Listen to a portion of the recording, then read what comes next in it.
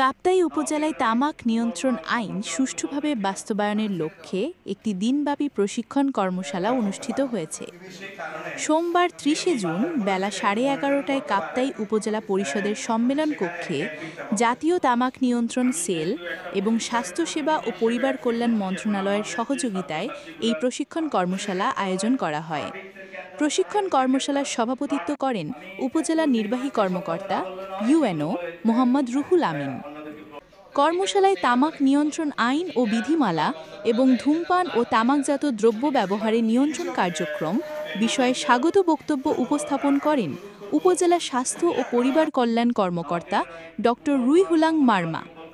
এই সময় উপস্থিত ছিলেন উপজেলা সহকারী কমিশনার ভূমি নীলি রুদ্র, চন্দ্রঘোনা থানার ওসি মোহাম্মদ শাহজাহান কামাল, সাবেক উপজেলা পরিষদ চেয়ারম্যান দিলদার হোসেন, উপজেলা কৃষি কর্মকর্তা ইমরান আহমেদ, উপজেলা সমাজসেবা কর্মকর্তা নাজমুল হাসান, ১১৯ নং ভাইজতলি মৌজা হেডম্যান থোয়াই অঙ্গ মারমা, জনপ্রতিনিধি, আইন শৃঙ্খলা বাহিনীর প্রতিনিধি এবং টাস্ক ফোর্স কমিটির সদস্যরা।